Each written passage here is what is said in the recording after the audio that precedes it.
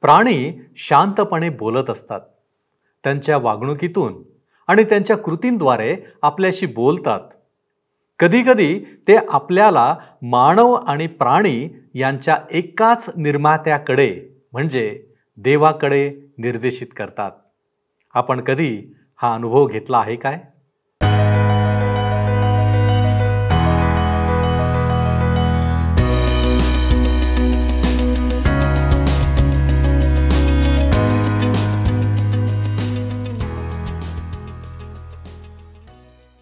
प्रियांनो, उपासना कार्यक्रमात आपले हार्दिक स्वागत. आपण सर्व हा कार्यक्रम आवर्जून पाहत आहात म्हणून आपले आभार. आपणास काही शंका असल्यास किंवा वचनाबद्दल काही अधिक माहिती हवी असल्यास कृपया आम्हास संपर्क करावा ही विनंती. प्रियांनो, जगामध्ये अनेक घटना घडत असतात. काही साध्या असतात, काही विशेष असतात, तर काही असाधारण असतात. असाधारण गोष्टींवर विश्वास ठेवणे काही लोकांना जड जाते, तर काही लोक त्याकडे चमत्कार, देवाची विशेष कृपा या दृष्टीने पाहतात आणि स्वीकारतातही. आज आपण अशीच एक असाधारण घडलेली घटना पाहणार आहोत. जर आम्ही विश्वासाने या गोष्टीकडे पाहतो तरच आम्हाला ती स्वीकारणे सोपे जाईल. देवाला कोणतीही गोष्ट कठीण नाही. ती असाधारण गोष्ट कोणती, ती कोठे घडली, त्यामागचे कारण काय वगैरे सर्व प्रश्नांची उत्तरे आपणास आजच्या अध्ययनात पाहायला मिळणार आहेत. तर मग चला प्रियांनो, आपण आपल्या अध्ययनाची सुरुवात करूया. श्रोत्यानो, ह्या दिवसांमध्ये आम्ही गणना ह्या पुस्तकाचे अध्ययन करीत आहोत आणि 22व्या अध्यायाच्या 20 वचनांपर्यंत अध्ययन आम्ही संपवलेले आहे.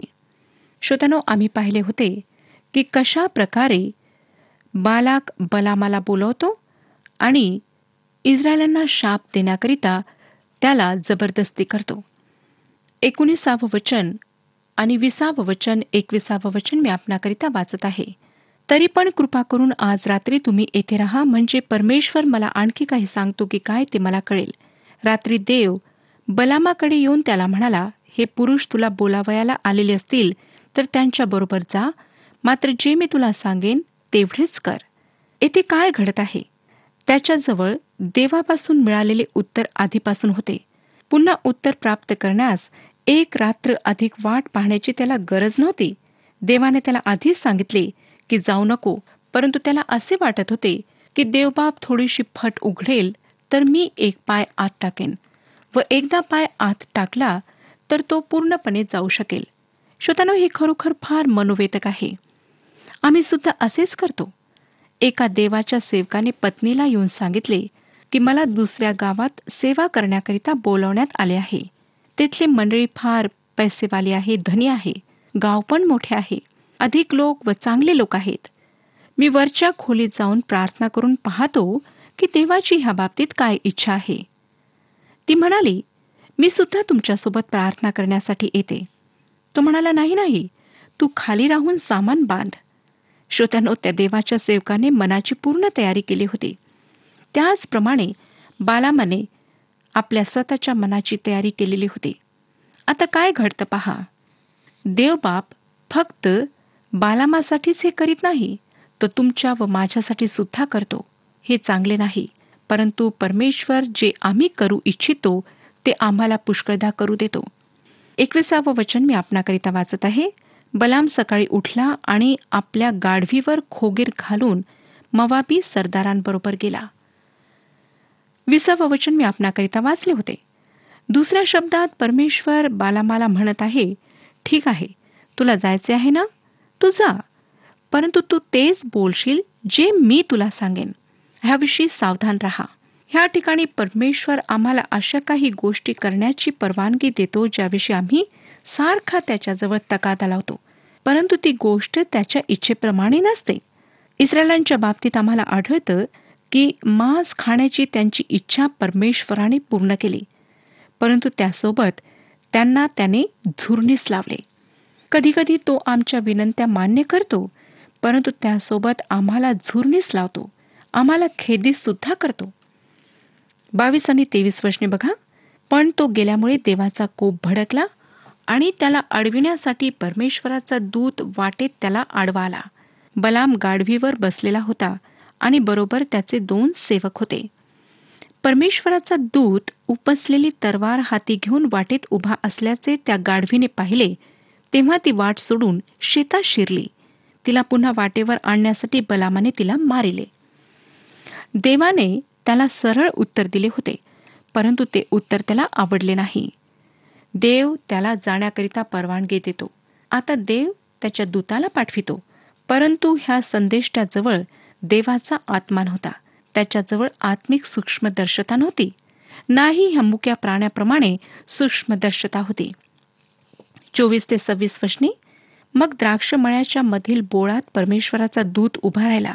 बोळाच्या दोन्ही बाजूस कुंपणाच्या भिंती होत्या. परमेश्वराच्या दूताला पाहून ती गाढवी भिंतीला अशी लगटली की बलामाचा पाय भिंतीशी चेंगरला, म्हणून त्याने तिला पुन्हा मारले. मग परमेश्वराचा दूत आणखी पुढे गेला आणि जेथे उजवीकडे किंवा डावीकडे वळावयाला मुळीच जागा नव्हती अशा अरुंद ठिकाणी उभा राहिला. बालाम जाण्यासाठी पूर्णपणे तयारीत होता. तो एक लोभी मनुष्य होता. 27 आणि 28 वचने पुढे आम्हाला सांगतात. 22 अध्याय 27 आणि 28 वचने. तेथे परमेश्वराच्या दूताला पाहून ती गाढवी बलामासकट खाली बसली, म्हणून बलामाने रागास पेटून आपल्या काठीने तिला झोडपले.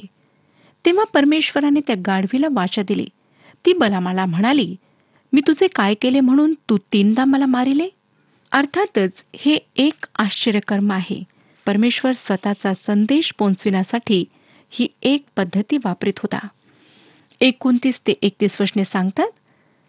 बलाम गाढवीला म्हणाला, तू माझी चेष्टा केलीस. माझ्या हाती तरवार असती तर मी आत्ताच तुला छाटून टाकले असते. गाढवी बलामाला म्हणाली, तू सुरुवातीपासून जिच्यावर बसत आलास तीच मी तुझी गाढवी आहे ना? तुझ्याशी मी कधी अशी वागले काय? तो म्हणाला, नाही. तेव्हा परमेश्वराने बलामाचे डोळे उघडिले आणि परमेश्वराचा दूत उपसलेली तरवार हाती घेऊन वाटेत उभा आहे हे पाहून बलामाने नमन करून लोटांगण घातले. दूताने पुन्हा बलामाला चेतावणी दिली की त्याने फक्त तेच शब्द बोलायचे आहेत जे प्रभू त्याला सांगेल. म्हणून बालाम बालाकाला भेटण्यास गेला. 32 ते 35 वचने बघा. परमेश्वराचा दूत त्याला म्हणाला, तू 3 वेळा आपल्या गाढवीला का मारिले? पहा, तुला अडविण्यासाठी मी पुढे सरसावलो आहे, कारण तुझे आचरण मला विपरीत दिसते. मला पाहून ती गाढवी माझ्या समोरून 3दा बाजूला हटली. ती बाजूला हटली नसती तर खात्रीने आताच मी तुला मारून टाकले असते व तिला जिवंत ठेविले असते. बलाम परमेश्वराच्या दूताला म्हणाला, मी पाप केले आहे. तू माझ्या विरुद्ध वाटेत उभा आहेस हे मला ठाऊक नव्हते. तुला हे वाईट दिसत असेल तर मी आपल्या परत जातो. परमेश्वराचा दूत बलामाला म्हणाला, ह्या मनुष्यांबरोबर जा, मात्र जे शब्द मी तुला सांगेन तेवढेच बोल. मग बलाम बालाकाच्या सरदारांबरोबर गेला. ह्यालाच पवित्र शास्त्रात बालामाचा मार्ग म्हटले आहे. खोट्या संदेष्टांविषयी बोलताना पेत्राचे दुसरे पत्र 2 अध्याय 15 आणि 16 वचनांमध्ये लिहिले. पेत्राचे दुसरे पत्र 2 अध्याय 15 आणि 16 वचने. ते सरळ मार्ग सोडून बहकले आणि अनितीचे वेतन प्रिय मानणारा बौराचा पुत्र बलाम ह्याच्या मार्गाने ते गेले. त्याला त्याच्या उल्लंघनाबद्दल वाग्दंड झाला.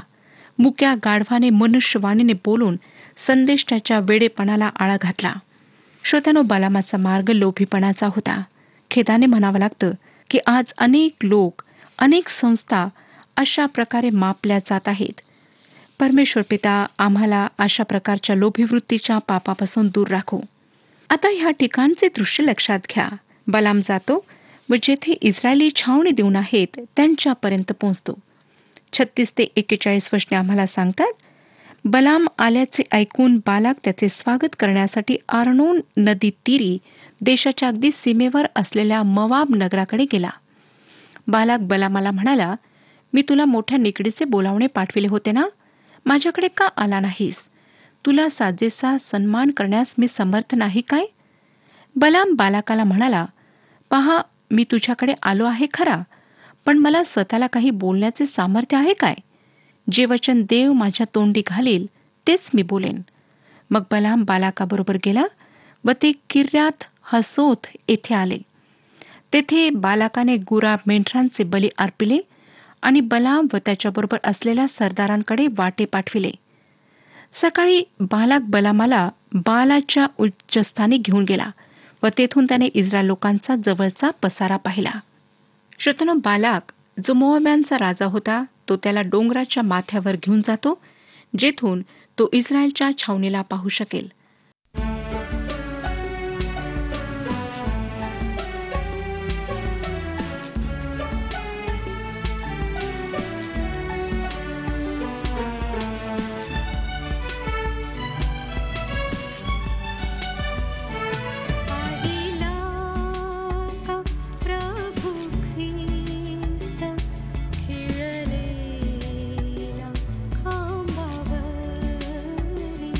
पाहिला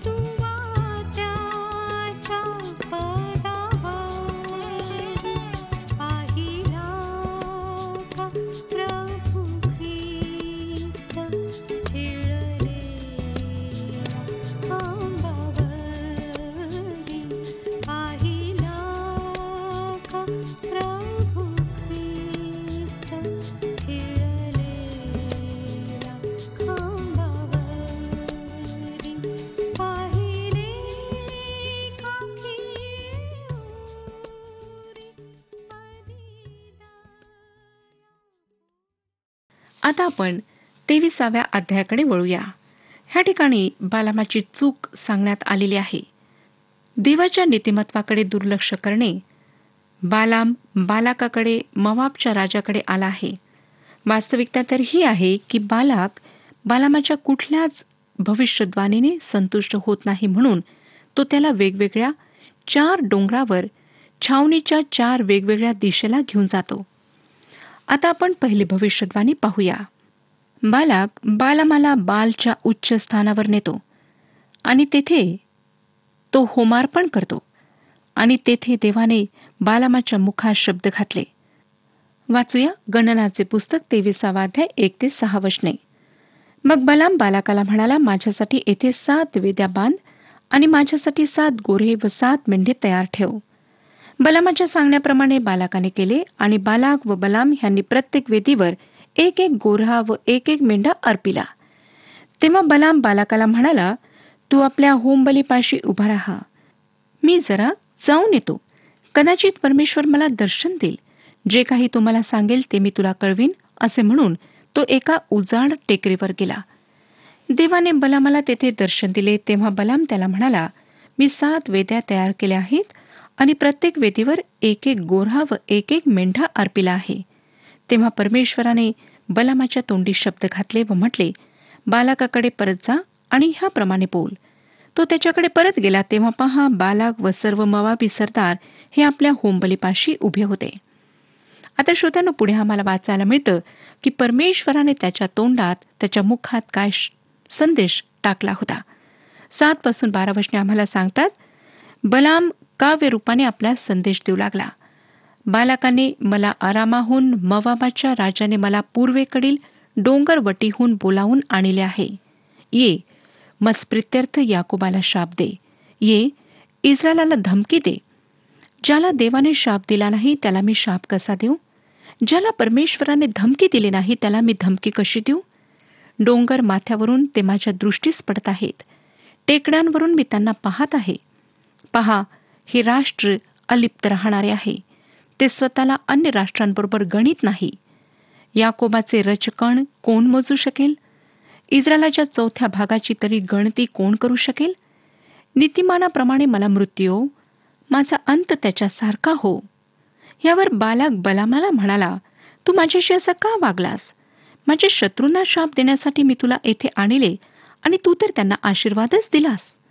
त्याने म्हटले, परमेश्वर जे काही माझ्या मुखात घालील तेवढेच मी जपून बोलले पाहिजे ना? श्रोत्यांनो, इस्रायलांच्या बाबतीत करण्यात आलेल्या भविष्यद्वाण्यांपैकी पहिली एक ठळक अशी भविष्यद्वाणी येथे सांगण्यात आलेली आहे. बालाकाच्या इच्छेप्रमाणे ती नव्हती. तो ह्या भविष्यद्वाणीने संतुष्ट झाला नाही, म्हणून तो बालामाला दुसऱ्या डोंगरावर घेऊन जातो, जेथून तो इस्रायलांना पाहू शकेल. आता आपण दुसरी भविष्यद्वाणी पाहणार आहोत. बालाक बालामाला पिसगाच्या माथ्यावर घेऊन जातो. तेथे त्यांनी होमार्पण केले. तेथून ते इस्रायलांच्या छावणीकडे पाहू शकत होते व पुन्हा देवाने बालामाच्या मुखात आपले शब्द घातलेत. 13-24 वचने पुढे सांगतात. गणनाचे पुस्तक 23वा अध्याय 13-24 वचने. बालाक त्याला म्हणाला, चल, माझ्याबरोबर दुसऱ्या ठिकाणी ये. तेथून ते तुझ्या दृष्टीस पडतील, पण ते सर्व तुला दिसावयाचे नाहीत. केवळ अगदी कडेकडेचे दिसतील. तेथून माझ्याकरिता त्यांना शाप दे. तो त्याला पिसगाच्या माथ्यावरील सोफीमाच्या माळावर घेऊन गेला. तेथे त्याने 7 वेद्या बांधिल्या व प्रत्येक वेदीवर 1 गोरा व 1 मेंढा अर्पिला. मग बलाम बालाकाला म्हणाला, तू येथे आपल्या होमबलीपाशी उभा राहा, मी जरा पलीकडे दर्शनात जाऊन येतो. परमेश्वराने बलामाला दर्शन दिले आणि त्याच्या तोंडी शब्द घातले व म्हटले, बालाकाकडे परत जाऊन त्याला असे बोल. तो त्याच्याकडे परत गेला. तेव्हा बालाक मोवाबी सरदारांसह होमबलीपाशी उभा होता आणि बालाकाने त्याला विचारले, परमेश्वर काय बोलला? तेव्हा बलाम काव्य रूपाने आपला संदेश देऊ लागला. बालाका, उठ, ऐकून घे. सिप्पोर पुत्रा, माझ्याकडे कान दे. देव काही मनुष्य नाही की त्याने लबाडी करावी. तो काही मानवपुत्र नाही की त्याने अनुताप करावा. दिलेले वचन तो पाळणार नाही काय? दिलेला शब्द तो पुरा करणार नाही काय? पहा, आशीर्वाद देण्याची मला आज्ञा झाली आहे. त्याने आशीर्वादच दिला आहे. तो मला मागे घेता येत नाही. त्याने याकोबात अनिती पाहिली नाही. त्याला इस्रायलात क्लेश दिसले नाहीत. त्याचा देव परमेश्वर त्याच्याबरोबर आहे. राजघोष त्याच्यामध्ये होत आहे. देवाने त्यांना मिस्र देशातून बाहेर आणले. जणू काय रान बैलाचे बळ त्यांच्या ठाई आहे. याकोबावर काही मंत्रतंत्र चालावयाचे नाहीत. इस्रायलावर काही चेटूक चालावयाचे नाही. यथाकाळी याकोब व इस्रायल ह्यांच्याविषयी असे म्हणतील, देवाने केवढे कार्य केले. पहा, हे राष्ट्र सिंहिणीसारखे उठत आहे. सिंहाप्रमाणे ते उभे राहत आहे. शिकार भक्षण करीपर्यंत, वधिलेल्यांचे रुधिर प्राशन करीपर्यंत ते बसावयाचे नाही. त्यांना शाप देण्याऐवजी तो पुन्हा आशीर्वाद देत आहे. परमेश्वर हे स्पष्ट करीत आहे की त्याने इस्रायलाला शाप देऊ नये. आता आपण बालामाची चूक पाहणार आहोत. बालाम काय करीत आहे हे आता आम्हाला दिसतं. बालामाला असे वाटले की इस्रायलांनी पाप केले आहे. देवाने त्यांना शाप द्यायला हवा. श्रोत्यानो, पितळेच्या सापाची घटना आम्ही आताच पाहिली. त्यांच्या छावणीत पाप होते व फार वाईट प्रकारे ते अपयशी ठरले होते. त्यांनी कबूल केले होते की ते पापी आहेत. म्हणून बालाम स्वाभाविकरित्या ह्या निर्णयापर्यंत पोहोचला की देवाने त्यांच्या पापांमुळे त्यांचा न्याय केलाच पाहिजे. स्वाभाविक मनुष्य नेहमीच अशा प्रकारे विचार करतो की इस्रायलांच्या पापामुळे देवाने त्यांचा न्याय करावा. प्रत्येक पाप्याचा देवाने न्याय करावा. म्हणून मी अनेकदा असा प्रश्न ऐकते की देवाने दाविदाला हा माझ्या मनासारखा आहे असे का म्हटले? श्रोत्यानो, मानवी नीतिमत्वापेक्षा उच्च नीतिमत्व आहे जे ख्रिस्ताचे नीतिमत्व आहे. रोमकरासपत्र 8 अध्याय 31 ते 34 वचने सांगतात. रोमकरासपत्र 8 अध्याय 31 ते 34 वचने. तर मग ह्या गोष्टीवरून आपण काय म्हणावे? देव आपणाला अनुकूल असल्यास आपणाला प्रतिकूल कोण? ज्याने आपल्या स्वतःच्या पुत्रास राखून न ठेवता त्याला आपणा सर्वांकरिता समर्पण केले, तो त्याच्याबरोबर आपल्याला सर्व काही कसे देणार नाही? देवाच्या निवडलेल्या लोकांवर दोषारोप कोण ठेवील? देवच नीतिमान ठरविणारा आहे, तर दंडाज्ञा करणारा कोण? जो मेला, इतकेच नाही तर मेलेल्यातून उठला आहे, जो देवाच्या उजवीकडे आहे आणि जो आमच्यासाठी मध्यस्थीही करीत आहे, तो ख्रिस्त आहे. श्रोत्यानो, परमेश्वर एखादी पापी व्यक्ती जेव्हा विश्वासाने देवाकडे येते, ख्रिस्तावर तो तारणार आहे असा विश्वास ठेवते, त्या व्यक्तीचा न्याय करीत नाही, कारण तिचा न्याय प्रभू येशू ख्रिस्तात आधीच झालेला असतो. हे जग ह्या गोष्टीला समजत नाही. बालामाला वाटले की देवाने इस्रायलांचा न्याय करावा, त्यांना दोषी ठरवावे व जर परमेश्वर त्यांचा न्याय करील तर त्याचा सुद्धा फायदा होईल. बालाकाकडून त्याला चांगली रक्कम मिळेल. बालाम परमेश्वराच्या नीतिमत्वाला समजला नाही. त्याला हे समजले नाही की विश्वासणारा पापी जो इस्रायलांप्रमाणे आहे तो देवाच्या न्यायाखाली येत नाही. जेव्हा एखादी विश्वासणारी व्यक्ती पाप करते तेव्हा ती देवाच्या अनुशासित करणाऱ्या हाताखाली येते, देवाच्या धिक्काराखाली येत नाही. आम्हाला दिसतं की पुन्हा बालाक संतुष्ट होत नाही. तो बालामाला पौर डोंगराच्या माथ्यावर नेतो, जेणेकरून त्याने इस्रायलांच्या छावणीला पाहावे. आता पुढे गणनाचे पुस्तक 23 अध्याय 25 ते 30 वचने सांगतात. 23 अध्याय 25 ते 30 वचने. बालाक बलामाला म्हणाला, तू त्यांना शापही देऊ नको आणि आशीर्वादही देऊ नको. बलाम बालाकाला म्हणाला, परमेश्वर सांगेल त्याचप्रमाणे मला केले पाहिजे असे मी तुला सांगितले नव्हते काय? मग बालाक बलामाला म्हणाला, आता चल, मी तुला दुसऱ्या ठिकाणी नेतो. तेथून तू त्यांना माझ्याकरिता शाप द्यावा असे कदाचित देवाला योग्य वाटेल. तेव्हा बालाकाने बलामास रानाच्या कडेला असलेल्या पौर डोंगराच्या माथ्यावर नेले. बलाम बालाकाला म्हणाला, येथे माझ्यासाठी 7 वेद्या बांध आणि 7 गोरे व 7 मेंढे तयार ठेव. बालाकाने बलामाच्या म्हणण्याप्रमाणे केले. त्याने प्रत्येक वेदीवर 1 गोरा व 1 मेंढा अर्पिला. ह्या ठिकाणी आज आम्ही आपले अध्ययन संपवत आहोत. श्रोत्यानो, आज जर आपणाला असं वाटतं की मी पापी आहे आणि मला पश्चाताप करण्याची गरज आहे, मला पापांपासून मुक्ती प्राप्त करून घेण्याची गरज आहे, तर वेळ न गमावता प्रभू येशू ख्रिस्ताजवळ या. त्याला आपला तारणारा म्हणून स्वीकारा. त्याच्याच हातात आपले जीवन समर्पित करा, कारण तोच तुम्हाला तुमच्या पापांपासून मुक्ती देऊ शकतो. जर आपणाला असं वाटतं की एखादी व्यक्ती तर खूप पापी आहे, ती पापामध्ये जीवन जगत आहे, परमेश्वर त्या व्यक्तीचा न्याय का करीत नाही? लक्षात घ्या श्रोत्यानो, की मानवाची पापे कितीही भयंकर असलीत तरी परमेश्वर त्या सर्व पापांना धुवून काढण्याकरिता आणि त्यांना क्षमा करण्याकरिता समर्थ आहे. परंतु त्या पापी व्यक्तीने देवाजवळ ख्रिस्तावर विश्वास ठेवून यायला हवे, आपल्या पापांची क्षमा मागायला हवी, पश्चाताप करायला हवा आणि परमेश्वर त्या व्यक्तीला स्वीकारण्याकरिता नेहमीच तयार राहतो. परमेश्वर आपणा सर्वांस आशीर्वाद देव. हा कार्यक्रम आपणास आवडला काय? आता आम्हाला एक मिस कॉल करा आणि आपण पुढील विजेता होऊ शकता.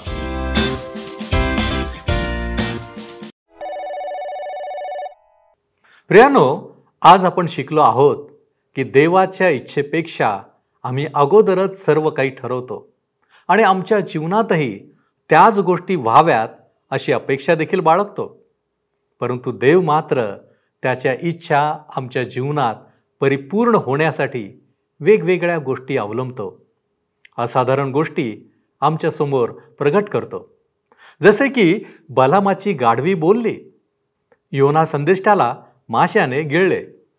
आम्ही हे लक्षात ठेवायला हवे की परमेश्वर या गोष्टी आमच्यासाठी करतो जेणेकरून आम्ही वळावे, त्याला जाणावे, त्याची इच्छा समजून घ्यावी. काय आमच्या जीवनात असाधारण गोष्टी घडत आहेत? काही चमत्कार घडत आहेत?